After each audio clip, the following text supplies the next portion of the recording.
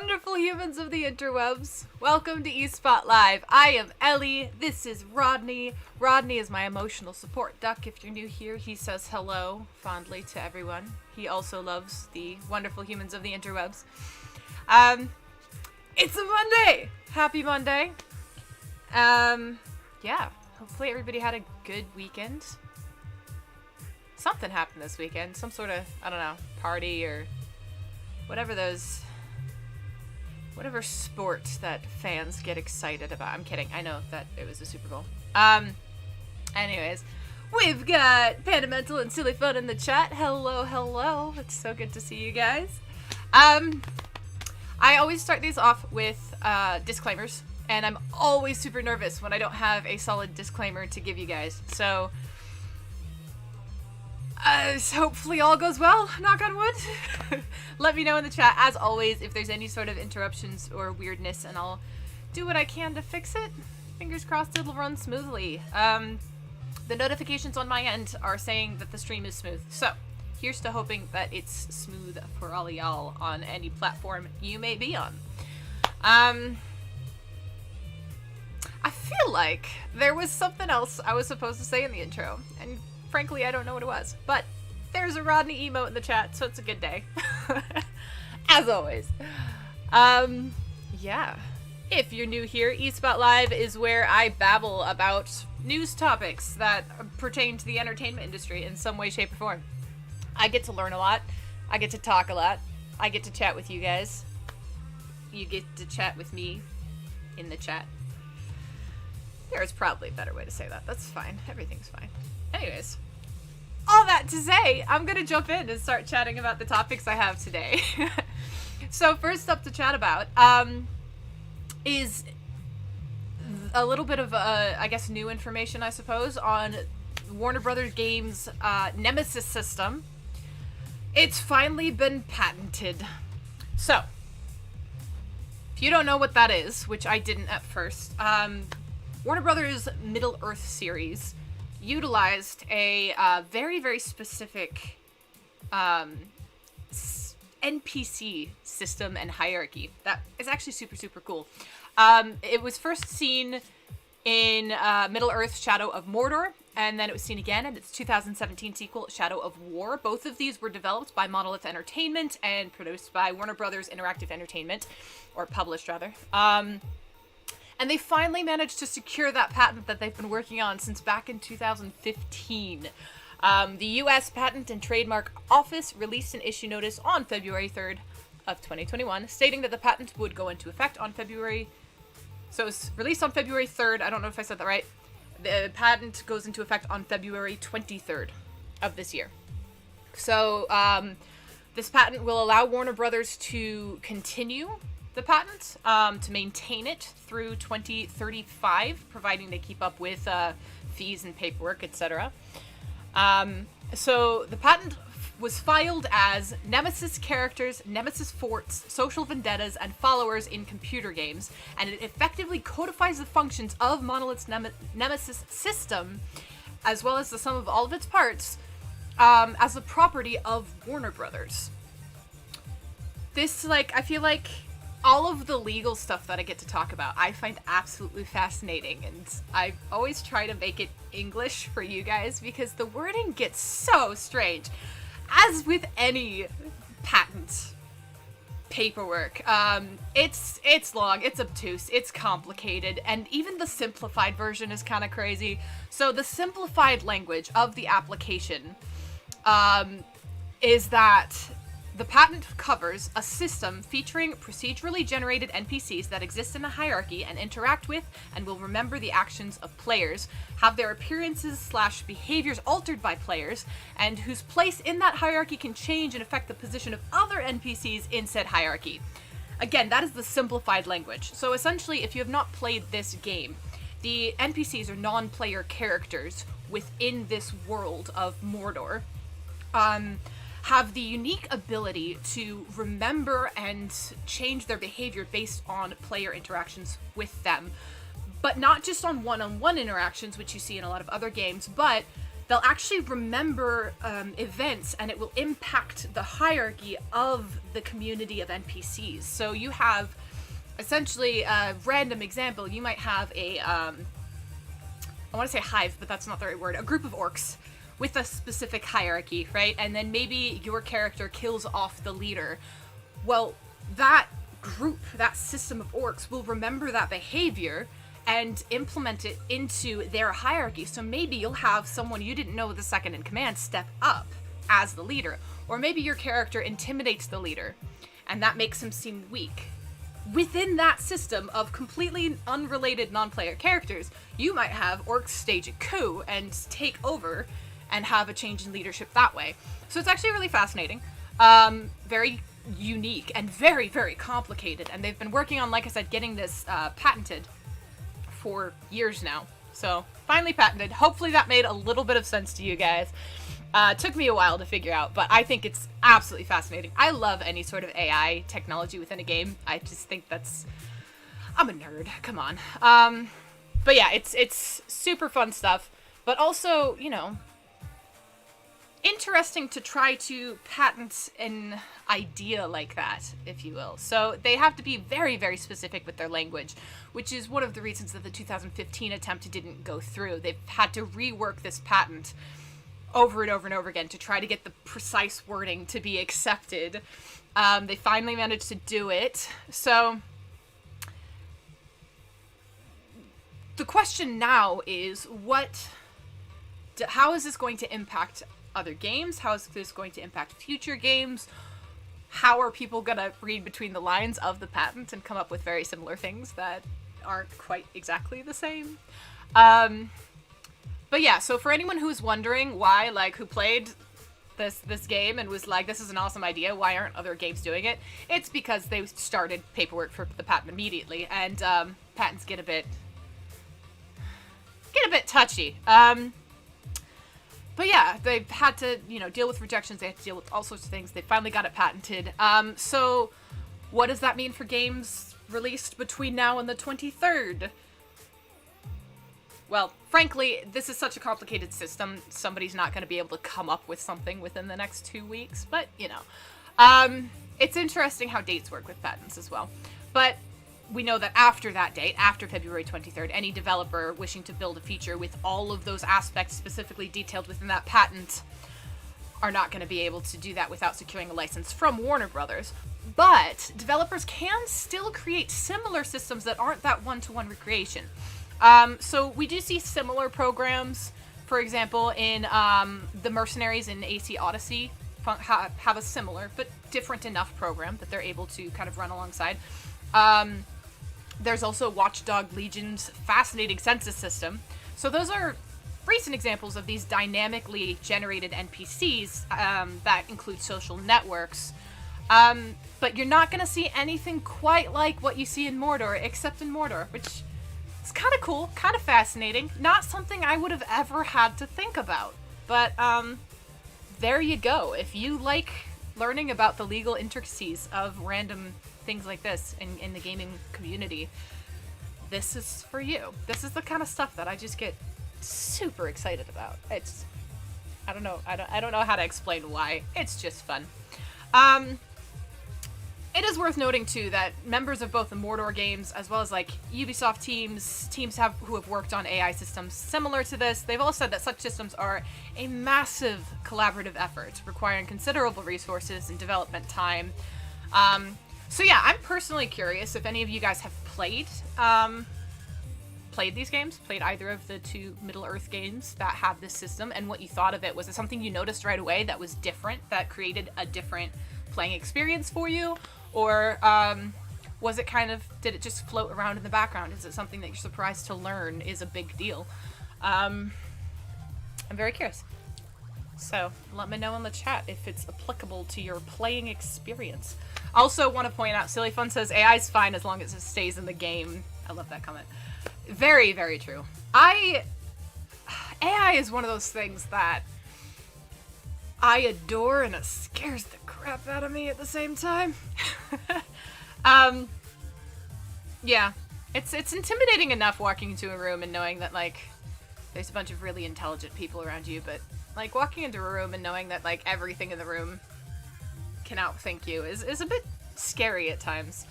But yeah, the way that AI is utilized, or I guess humans' creativity in utilizing AI is really cool, and I think my personal opinion is a testament to the fact that even in the apocalypse, if the AI tries to take over, human creativity will prevail. I have to believe that. Panamental saying, I'm personally not a Lord of the Rings fan, but I've been intrigued about this game because of the Nemesis system. I've heard nothing but good things about both of the games. Maybe something to pick up soon. Ooh, I like that. I am a massive Lord of the Rings fan, but again, if you've watched really any of these, you know that I'm still very new to the gaming community, so it's definitely something that I'd be interested in on literally all levels, because I love Lord of the Rings. But yeah, definitely something worth checking out. Very interesting system they have. Cool. So, with that being said... Oh, we got another comment. Silly Fun saying, I am a Lord of the Rings fan, but I've never played this game. I agree with Panda. I might pick it up. Yes. Let me know, guys, if you do. Or when you do, I suppose. Then hopefully the prices come down in 5 years. That too. It's always a consideration. Gaming's not a cheap hobby, is it?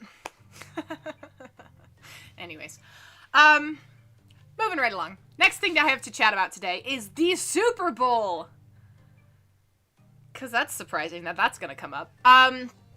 As we all know, Tom Brady won the the Tampa Bay Buccaneers won the Super Bowl.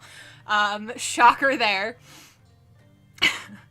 But what I really want to talk about is the fact that history was indeed made on Super Bowl Sunday. Not because of the teams involved, but because of the officiants. Oh gosh. I clearly sport so much in my daily life. So, anyways, Sarah Thomas became the first woman to officiate in the Super Bowl, which I was actually kind of surprised about. This is not necessarily a topic that I know a whole lot about. Sports in general, I think are definitely worth being nerdy about, though I find it funny that sports fans tend to not believe that they're nerds. They are. They dress up as their favorite characters. They put on face paint. They're nerds. It's great. I love it. I support it. I'm just not as familiar with it. So I was actually quite surprised that, 2021, and there hasn't been a woman officiating a game yet. But then, looking at the history of American football, looking at just kind of the patterns within it, apparently it's not that surprising. So cool. History being made. I think that's awesome. Women in the Super Bowl. Come on. Silly Fun saying fantasy football is for stat nerds. It's so true. Like, I'm just saying, sports fans are nerds. And I say that as a compliment. This is not in any way, shape, or form me trying to insult anybody. I think nerd is one of the highest compliments you can hold. Sports fans, y'all are nerds, and it's beautiful. Embrace it. Embrace your love of statistics. Embrace your love of support the sports. And sporters, also known as athletes. Yeah. Anyways, okay, trying to focus a little bit. So, NFL officiating announced the roster of officials for the championship game, and Thomas was named the down judge. What is the down judge? The down judge is the official that stands at one end of the line of scrimmage, usually the side opposite the press box, always with the chain crew, looking for possible offsides, encroachment, and other fouls before the snap. Hopefully somebody understood what that phrase meant, because frankly, I don't. Did I pass off as like someone who knew a little bit of sports? I don't know. Anyways, okay. So there's a quote from Troy Vincent Sr., who's the NFL Executive Vice President of Football Operations, and he said, Sarah Thomas has made history again as the first female Super Bowl official. Her elite performance and commitment to excellence has earned her the right to officiate the Super Bowl. Congratulations to Sarah on this well-deserved honor. So, once we have that information that she's the first woman to officiate the Super Bowl, What's really cool is to look at her history in this field, because she's not just the first woman to officiate the Super Bowl. She was also the first woman to officiate a major college football game. And then she was the first woman to officiate a bowl game. She's the first woman to officiate a Big Ten stadium, the first woman to officiate in the NFL, and the first woman to officiate a playoff game. This woman is just blowing through all of these, like, limits, and I adore it so much. So yeah, her first game as an NFL official came on September 13th of 2015 when the Kansas City Chiefs visited the Houston Texans. So Thomas has officiated a total of 4 playoff games, most recently the divisional matchup between the Tampa Bay Buccaneers and New Orleans Saints. So yeah, big thing that I got out of that is women making waves, and I love it. I think it's super exciting. Also, I don't know, I just feel like anytime, even if it's a topic I don't really know as much about, but anytime kind of women shift history, or any minority shifts history, anytime history, woo! Silly Fun goes punting through the glass ceiling. I hope that pun works. I think it does. Punting. See? It works anyways. Just because of that. Because I said so.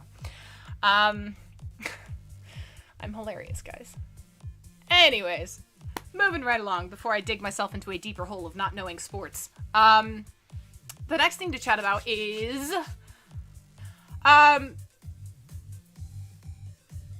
where to start on this? David Ayer's Suicide Squad went through a lot of behind-the-scenes changes during production reception from fans. Though the standout of the endeavor was mostly Margot Robbie's performance of Harley Quinn in her live-action debut. It was what, across the board, according to fans, was kind of like the highlight of the film. So when the spin-off, Birds of Prey and the Fantabulous and Emancipation of One Harley Quinn, was announced, many fans thought that Warner Bros. Would learn filmmakers a little bit of a longer leash, but the director, Cathy Yan, has recently detailed her experiences of the project and noted specifically that she felt like she had to make many compromises in order to fulfill the studio's wishes.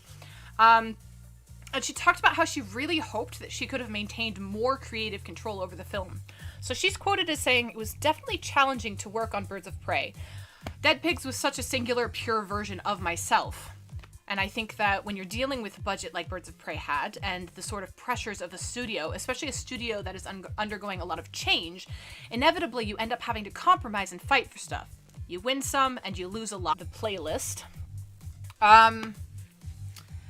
So yeah, Warner Bros. Kind of has built up this reputation of interfering specifically with their superhero franchises. Most famously, I think that has come of this, is Zack Snyder's Justice League film, which again had a very much of an underwhelming reception. People had a lot of thoughts, and Zack Snyder kind of came forward and was like, this wasn't my vision for it. And so fans have been hoping and pushing for the Snyder Cut, which is actually finally set to debut. It's coming to HBO Max. So we have seen kind of fans push back and get what they want out of it, at least to a certain extent. But you'd think that maybe that this would change how things are done moving forward. Not so much. So now people are asking if there's a Cathy Yan cut of Birds of Prey, if it exists. And she kind of said, I wish I had more say in the editing process, but, you know, I don't know that there is a Cathy Yan cut. I listened to talk about how she's a writer-director and really, really values having her creative say. And, you know, she talks about how ultimately you want to see your vision on the screen as a director. That's the ultimate goal, but like the bigger the budget of the film, oddly enough, the less say you have in it. And she's not something that's put her off of big projects in the future. She's simply said that she's drawn to the story, and if it's a story that speaks to her, she'll work on it, whether that's a small project or a large one. So her quote says, I try not to think of whether I would do this type of movie or that type of movie again, or whether I'd work with this studio or that, but more like, is this story compelling? And I'm also a writer-director, so in that case, the big lesson is that I want to continue to do that and have a little bit more control over the story I'm telling. So there are not yet any plans announced for Birds of Prey sequel that I know of. I feel like new baby filmmakers in really any aspect of filmmaking, baby actors, baby directors, baby writers, all of the babies, you really jump in and you want, like, there's this idea of success that's like, once you hit a blockbuster, that's success. But what's really, really interesting is the bigger the project, the more control you're kind of giving over, the less say you have in it, because now you're having to kind of deal with all of these people who are giving you money, and you have to make them happy in order to keep the money to make the project. And so this happens a lot. This is not like I think that's why Kathy Ann is so chill about it in a way, is like, this isn't news. This isn't a new or controversial thing. This is what studios do. Like I said, you'd think eventually they'd learn. Just because, specifically with the DC cinematic universe, it has not been as successful as it could be. I feel like one of the reasons why Marvel Cinematic Universe has been able to take off is because creative license was in many ways given over to individuals who had this whole world mapped out. And that hasn't been the case with DC. I love DC in general. I have said before, and I'll say again, I prefer the DC television universe, the Arrowverse, and I love the Marvel Cinematic Universe. I think a lot of what we've seen in this DC universe is that there's been a lot of interference. So, with Justice League, for example, one of the memes that came out of that was product placement, how it was kind of everywhere within the film, which again all boils back down to money, right? To funding. And so, yeah, I'm just kind of babbling a little bit about my thoughts on this, but it's interesting as a filmmaker, as a storyteller, because like I said, everybody wants the big bucks because that's the idea of success that we have.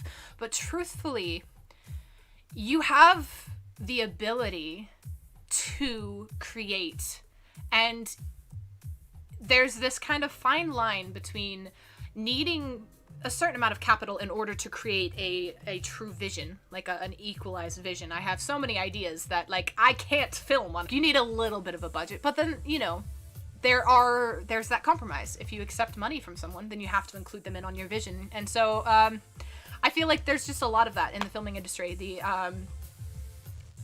Specifically the film industry, but also entertainment industry at large, that people don't necessarily think about. So, food for thought. Silly fun saying, right? You would think. But if I've learned anything over the past year or two about, within this industry, it's that different obviously than like governmental politics, but still there's a lot that goes on there. But that's an interesting thought, right? If you are a studio that wants to produce a film, you hire somebody that you trust, you'd think, to create the vision for you. But yeah, Birds of Prey did a lot better than a lot of the other than like Suicide Squad, for example. But it's interesting to know that even that film had that kind of back and forth behind the scenes. The more you know. There you go.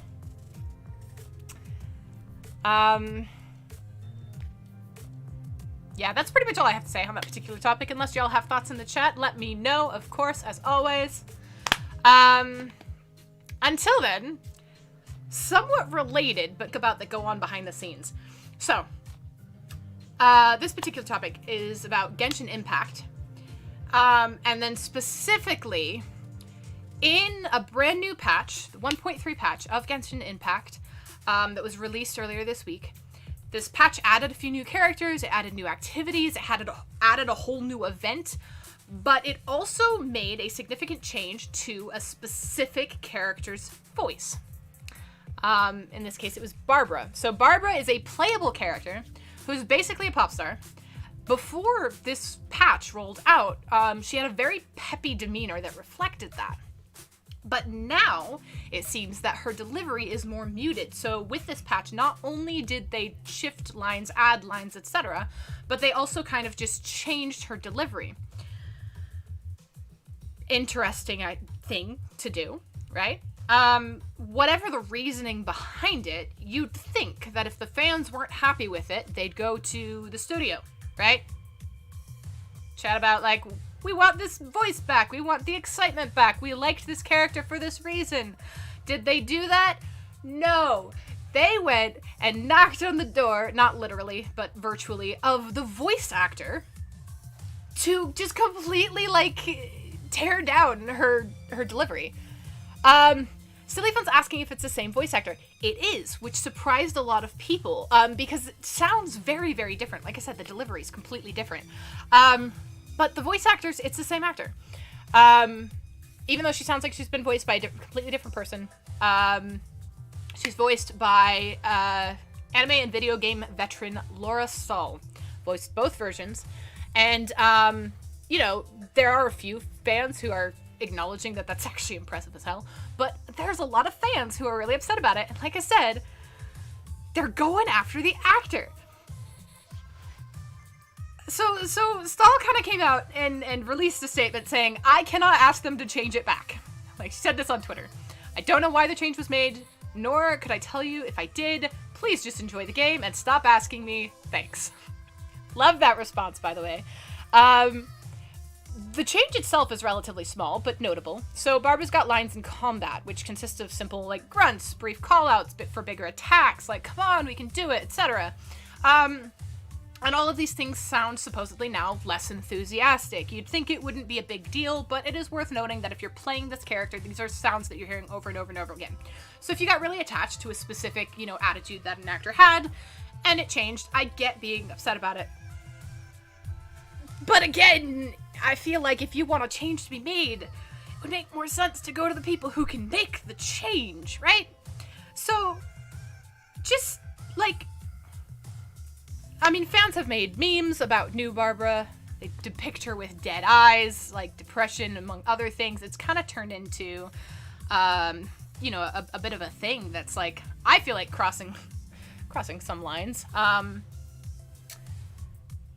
But there is, you know, so there's a massive amount of feedback going on Reddit, for example. So a highly upvoted thread on the Genshin Impact subreddit compares her to a granny at bingo night. And it's kind of turned into this battle of the fans. So there's the fans who are upset about it. Again, I have no problem with them being upset about it, but, like, upset about it and attacking the actor for it. And then there's fans thinking that they just need to cool it. And then there's another highly upvoted Reddit thread that is calling on people to stop harassing the actor, saying, well, I think most of us agree that the old voice lines were better. Everyone has to remember that it isn't the voice actor's fault for the change. Mihoyo is the one who changed it. No matter your stance on the new voice lines for Barbara, do not harass or berate her voice actor. The people who are targeting her for doing this are disgusting. Silly Fun in the chat is saying, it hardly seems like it would be the voice actor's decision to change the tone. You would be correct, and I thought this was common knowledge, but apparently it's not. So, again, let's chat about the behind the scenes a little bit. For those of you who don't necessarily know how voice acting works, very, very generally speaking, a voice actor walks into a room with a microphone, and then they get a line, and then they say the line again and again and again and again and again and again, and they get direction and they say it in a different way again and again and again, and then they get more direction and they say it in a different way, and they'll spend hours recording a few lines over and over and over again. Especially a character like this, you're gonna have, I am blanking on the word for it because of my brain, but you're gonna have, like, other types of sounds. You're gonna have those grunts of being hit, the oofs and the hoos, and maybe crying and whatever. You know, there's a lot involved in it. And then you record it, you get paid for it, and you hand it over, and you go home. People seem to be functioning under the assumption that this voice actor came in and re-recorded everything and took over and demanded this change. I guarantee you, she didn't even go back into the stall. when a voice actor, again, you go in, you record all these different versions, and the director, the creative director, or someone involved in the editing process is going to choose the voice clips that they think is most appropriate for the character. So in this case, it seems like the change was made to match up a bit better with some cutscenes, the tone in cutscenes and the tone in promos. So this was a decision of someone in the editing process, someone in the directing process, very much not the voice actor. Silly Fun saying voice acting is still acting even if people don't see it.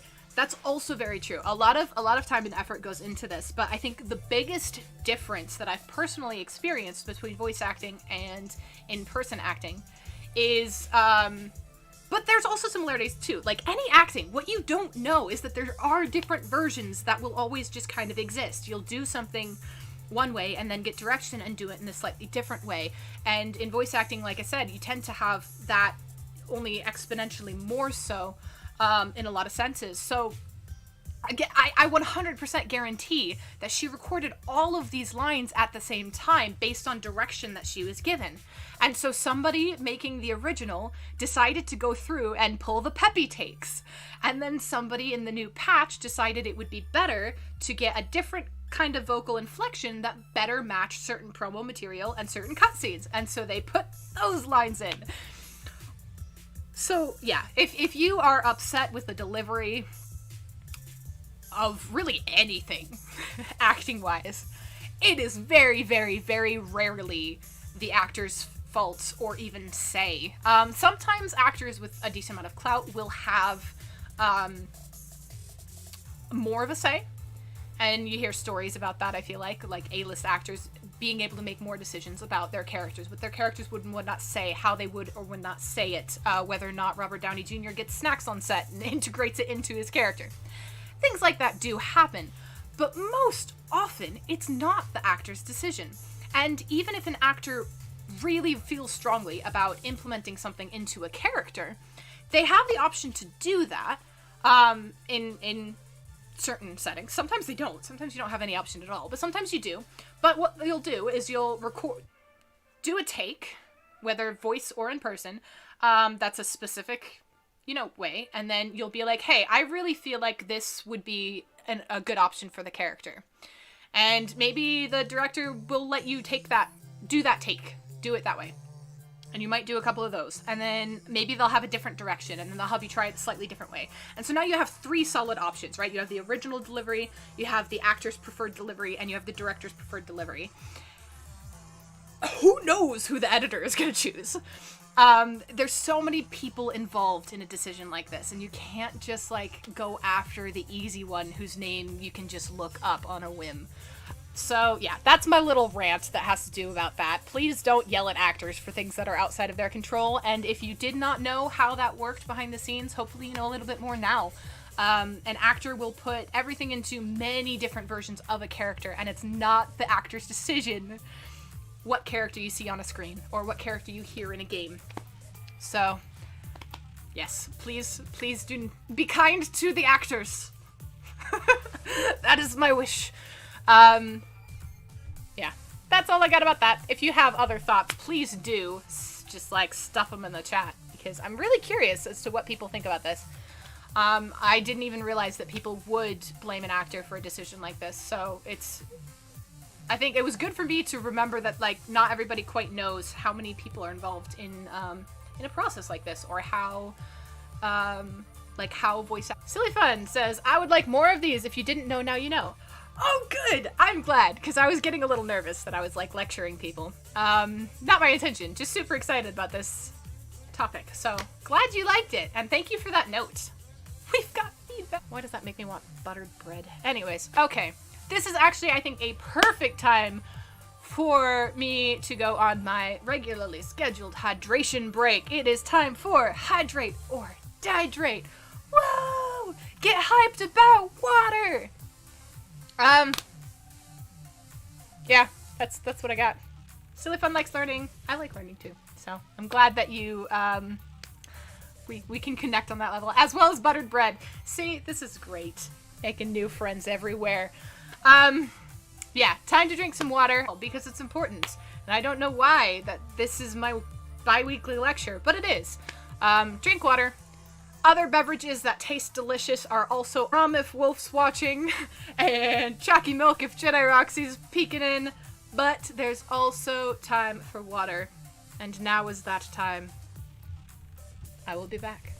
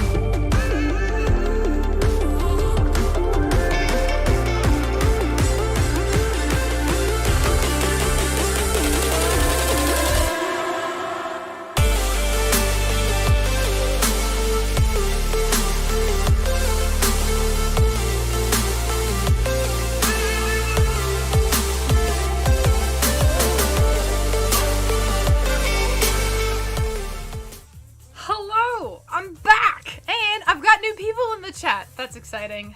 Welcome, J-Man. Good to see you. You said perfect time, Coke duration break, so clearly you missed what I said just before.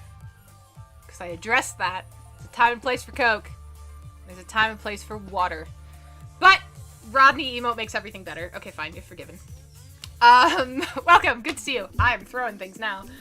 Did I just turn off my... No, it's still on. Okay, we're good. It's fine. That was fun.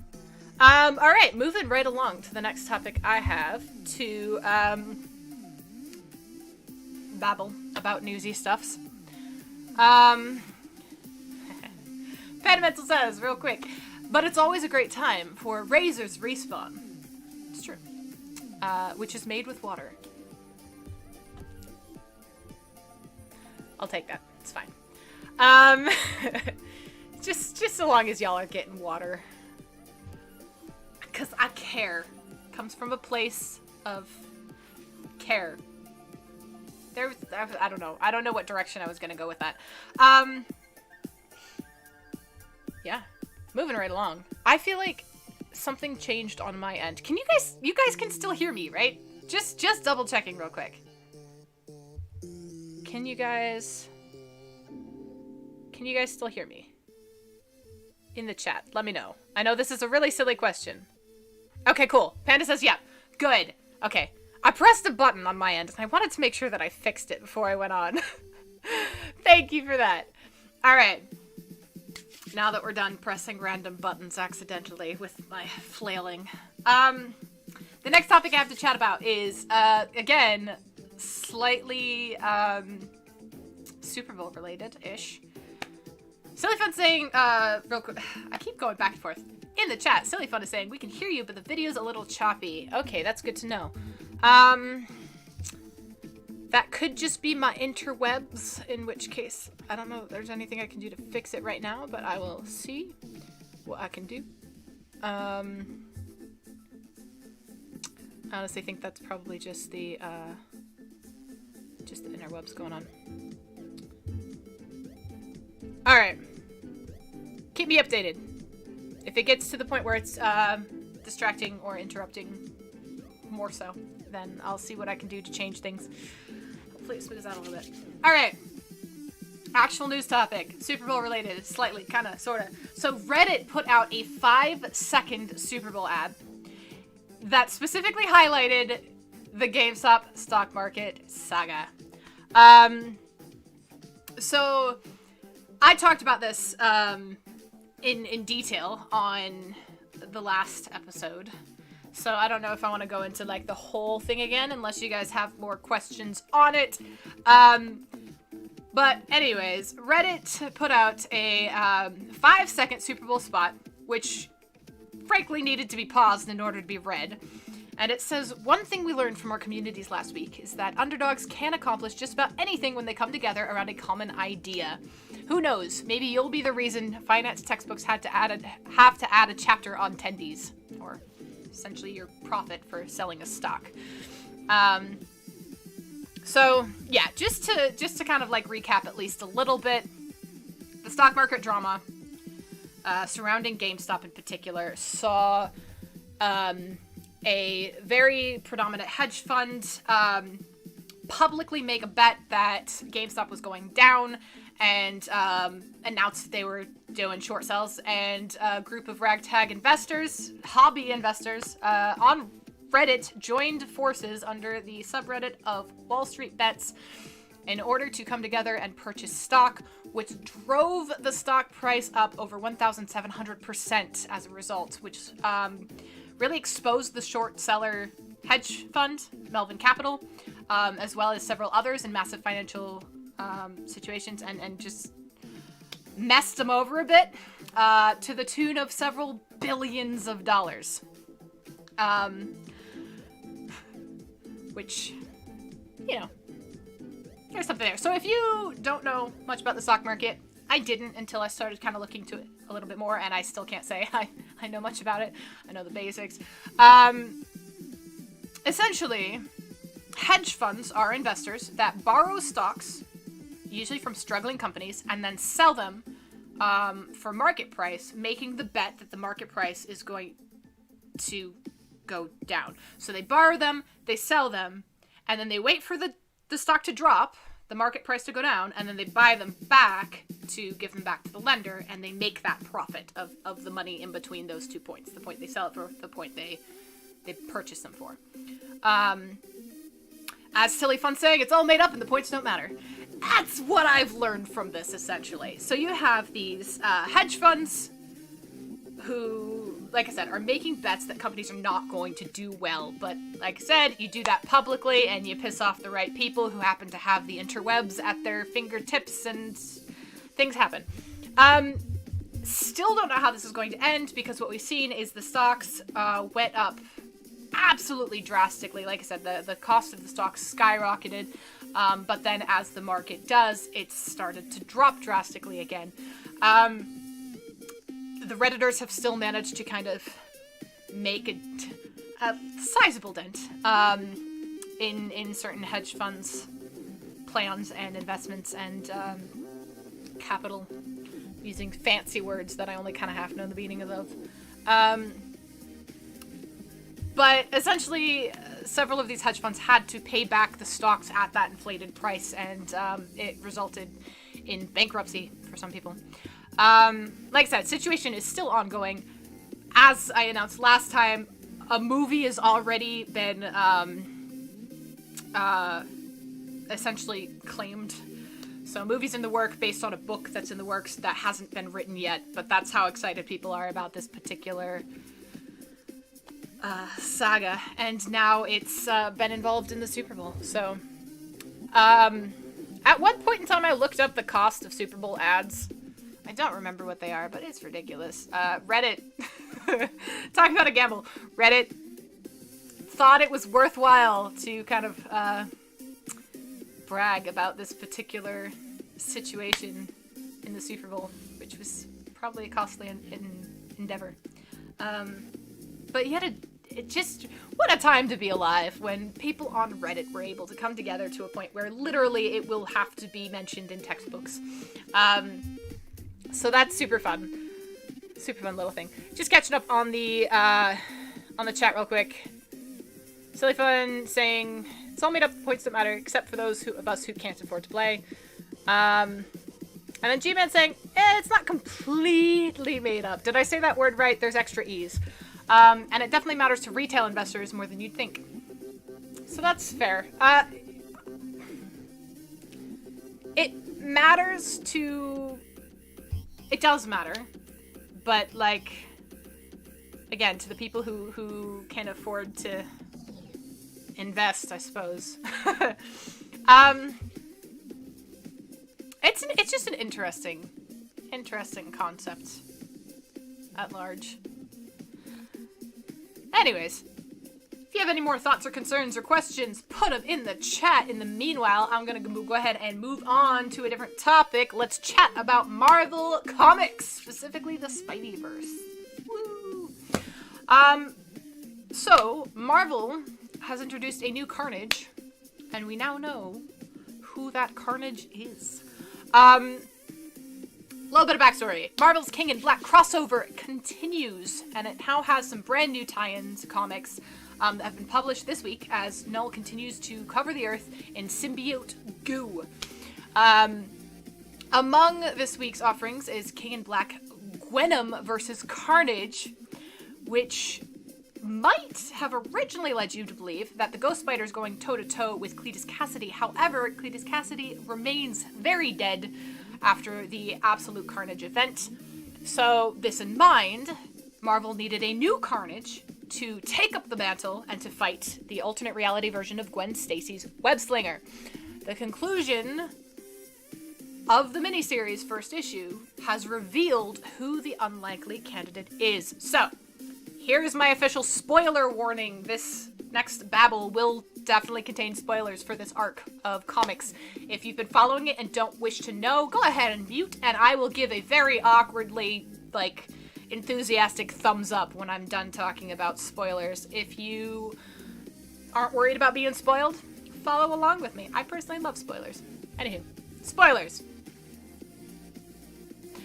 Now, so, most of the Gwenom vs. Carnage comics deals with the Ghost Spider taking on various symbiote-infected persons and beasts in New York, but at one point, there's a quick jaunt over to Earth 65 that's been revealed. In that very brief sequence, a shadowy figure, who looks a lot like the previously deceased Jackal, attaches pieces of Gwen's symbiote to none other than, wait for it, Mary Jane Watson.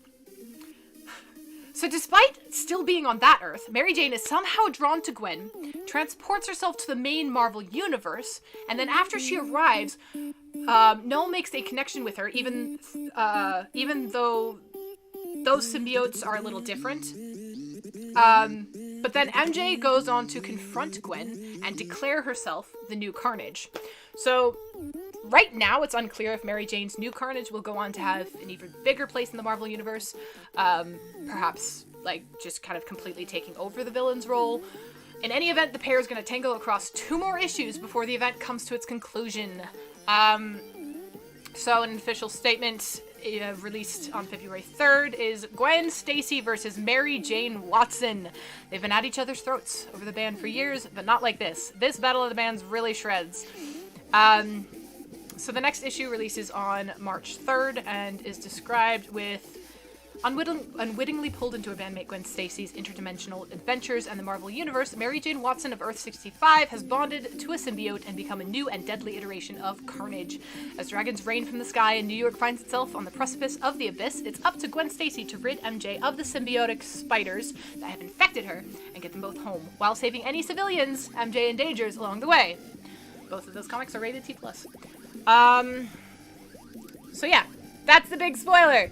Yay! MJ versus Gwen Stacy, which, even not knowing as much about this particular comic arc, I think is super fun and I'm excited about. But I'm gonna go ahead and end it there so I can end the spoilers. Thumbs up.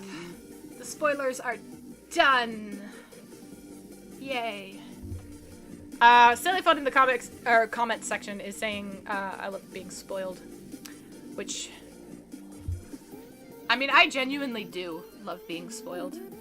Not hold up. There's multiple definitions of that word. But no, I love spoilers. I thrive off of them.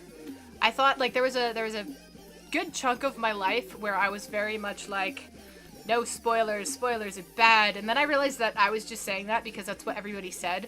And I started noticing that I genuinely prefer to kind of like know a little bit about what's happening in a story before I dive in, and it doesn't ruin the experience for me. So yeah, I definitely get that there are some people who don't like it, and I respect that 100%, but at the same time, I enjoy spoilers. That's all I have to say about that. Moving right along to yet another interesting behind-the-scenes topic. Yeah. Okay. Again, I don't know where to start with this. So, the Ori director has kind of just gone out on a rant to call out the gaming industry at large for the lies and deception, which, very catchy kind of like overview, but I want to kind of dig into this because I found this very, very interesting because I also found myself kind of unwittingly involved in it, and I'll go into detail on that. So, the landscape of technology is changing and is giving gamers, creators, critics, and companies more and more ways to interact with each other. And this has allowed for an evolution of conversations surrounding overhyping. So, from a studio's consumer-facing front to the media's take on games as they come out, the topic of too much hype too soon is a very important conversation, I think, to have. So Moon Studio CEO and Ori game director Thomas Mahler has added to this discussion recently, calling out other game companies for misrepresenting their properties ahead of launch. So the director took to the gaming forum Recetera in order to air out a very lengthy reflection regarding the hype train. Beginning with Peter Molyneux and how he handled the games under his care, then progressing further down the rabbit hole with games like No Man's Sky and Cyberpunk 2077. So his lengthy forum post kind of starts with, it all started with Molyneux. He was the master of, instead of telling you what my product is, let me just go wild with what I think it could be and get you all excited. And that's fine until you actually put your money down, and then the game's nothing like what Peter was hyping it up to be. He goes on to liken the hype around games Molyneux was involved in to be tied to an Uncle Pete-type relationship he had with the community. The director's discussion surrounding this general cycle centers on lies and deception in particular, saying that it's a big problem in the gaming industry to hype up features that don't even exist, or misleading what games are going to offer on day one. From his perspective, this really puts developers like himself in a very precarious situation because the excitement drudged up through misrepresentation often takes precedence with the ongoing talk of what's the latest and greatest game to come out next. Mahler continues by discussing the promises made, for example, about No Man's Sky prior to its release, as well as the unhealthy expectations surrounding Cyberpunk 2077. Some of what he says is very sensational. He acknowledges this and is quoted in his little rant saying, "I know this whole thread might come off as me sounding bitter. But really the root of the conversation is super important. Before a game is released, people can only see what the companies present. So sometimes those looks represent works in progress that are subject to change, and things can change a lot in the development process. They can even change a lot in from release to patches, like we saw with Genshin Impact. But these aren't that's not discussed in the hype mode. So sometimes it's just kind of like a matter of the thought that things are going to change over the development process. But sometimes certain facts are deliberately concealed. So an example with that are with Cyberpunk 2077, only PC codes were offered for the optimal experiences, and previous this-gen trailers were used not using accurate gameplay. So the problem with this is that's all that the public saw. That's also all that the media saw, which meant that's all that we as media could present. And so with the rise of content creators and YouTube becoming a vital part of the marketing process as a new way to amplify a game's message, there's like an increasingly blurry line between traditional coverage and sponsored content. And it's playing a role in how companies generate the excitement for upcoming games. So the ORA director ended his note saying, at the end of the day, gamers and journalists don't seem to mind much, because there's always going to be those who say that they enjoy a game regardless of the state it releases in, which seems to kind of excuse any misleading practices that precede a title's launch. You can go ahead and read his full thread on the website Recetera, and it's very, very interesting. He's got a lot to say in a very solid and fascinating perspective of someone who's dealt with the impact of that.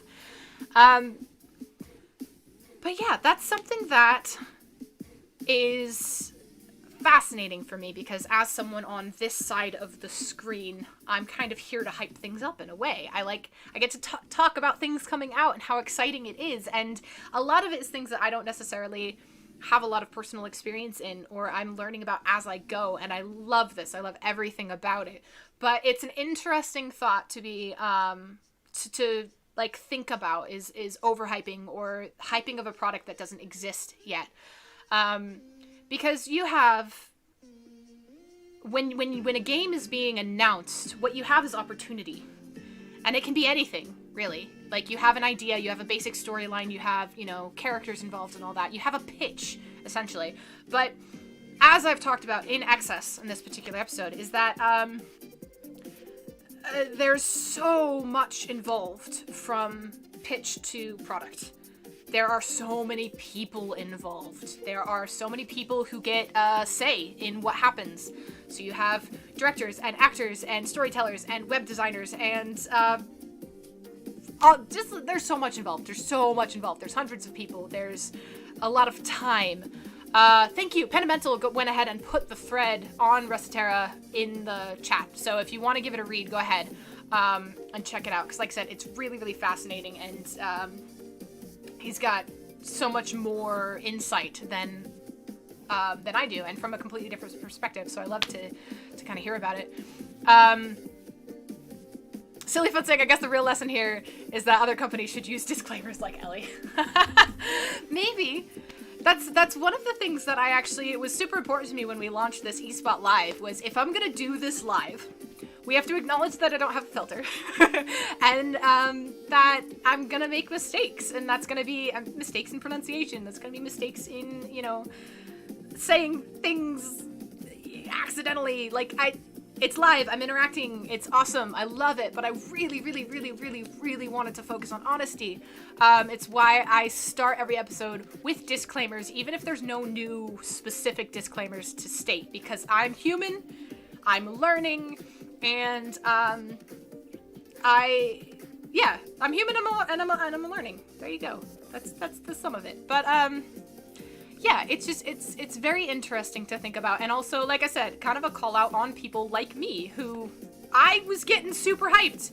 I still kind of am about Cyberpunk 2077, but like from a very different perspective, because I'm not a prolific gamer yet. I'm still learning, I'm still growing in it, but so many people, I was getting that like secondary hype. Like, I'm hearing about this from people who are hyped about it, who have been looking forward to it for years, but I feel like what they were looking forward to was an idea, a pitch, that was given a lot more weight than just a pitch back in, I don't know how many years it was in production. And so when the product was released and it didn't fully 100% match that pitch, or there were bugs that they knew about but weren't really talked about, because you don't want to talk about problems when you're hyping something up, right? But yeah, that's something that I didn't even consider when I was on the hype train. And I don't think there's anything wrong with getting super excited about things before they happen. I really don't. I just think that it's an important discussion to have. I'm glad that somebody brought it up. I'm glad that it's something that I'm thinking about now, because it's something that, like a way to call out interaction, and that, like, yes, get excited about things, but also be careful, like, when you're responsible for marketing and selling it based on a hyped up pitch, because it does impact the gaming community at large. So yeah, nothing wrong with hype, but like just I think maybe just acknowledge, like use that disclaimer of acknowledging that it is hype, that it's excitement for something that doesn't exist yet. And for me, there's just like that endless potential kind of mindset to it. So like with Cyberpunk 2077, for example, I'm still super excited about it because I still think it's a brilliant like concept, and there is potential to work out all the bugs. It's just going to take time. But that's not something that's talked about. So I guess all this to say, let's talk about it. Let's hype things up, sure. Let's get super excited. Awesome. We're nerds. That's what we do. We get excited about things. But let's also chat about the fact that we're all humans, including the people developing and producing these games, and that it might not be that original pitch. Hopefully some of what I just said made sense. But yeah, that's all I really got. Moving right along, I've got one more thing to hype up before I'm done for the day. And this, I'm going to come out and say 100% this is hype. This is like not verified. But Xbox has apparently, or someone from Xbox has decided that they want to team up with Elon Musk in order to make a real life warthog. Oh gosh. Okay, so I love everything about this. As I'm sure you all know, Tesla is a leading brand in futuristic vehicles, and the creator Elon Musk has already shown he has absolutely no fear about getting really, really weird when it comes to the designs of tomorrow. He goes all out, and it's fun. So it really shouldn't be very surprising that when looking to conceptualize a real-life Halo Warthog, Xbox is looking to the billionaire walking meme in order to make that dream a reality. This, again, I'm hyping up potential here. So the potential duo kickstarted when Musk revealed that he's a fan of the iconic Xbox franchise. He's a fan of Halo. It did not take long before Xbox saw the perfect opportunity. So Xbox general manager of marketing, Aaron Greenberg, took to Twitter and very not so subtly hinted at Musk that a collaboration should happen. The tag team happened at the end of last month. That kind of tweet went out. But there's not been a response yet. So, like I said, hyping up the fact, or like being honest with the fact that this is hype. This is kind of just like an exciting thing that I want to happen, but Elon Musk has not in any way, shape, or form said that this is going to happen. It's just desired by people kind of high-end in Xbox, so that's fun. Will this happen? Who knows? Is it safe? Probably not. Will that stop Elon Musk? Also probably not. Like I said, there hasn't been a public response yet that we know of. Musk has kind of just been continuing on with the sporadic posts about being a meme god or something like that. But it should happen. It just should happen. I need this to exist because it can, but I'm also terrified of this ending up in like the public's hands because we can't be trusted with this. I can't be trusted with this. I mean, like, who would not use this to wreak havoc in real life? So yeah, it needs to happen. It needs just one. Like, we don't need an army of them. We don't need a whole bunch of them or anything like one. It can join his car in space, because that's what rich people do with money, right? They make things and they put them in space or something like that. But yeah, like, okay, first of all, question for you guys. What would you guys like to see from a video game made in real life that Elon Musk could probably pull off? And yeah, what would you want? What would you want Tesla's creator to make in real life? What would you do with it? Questions for you guys. Silly fun. I can definitely be trusted. I volunteered to product test it. Is that okay? So you said with a gas hog? Is that different than the warthog, or is that typo thing? I don't actually know. Yeah. That's all I got to, oh, G-Man saying it's a warthog with a railgun. Even better. Let's just make it more destructive. I dig. A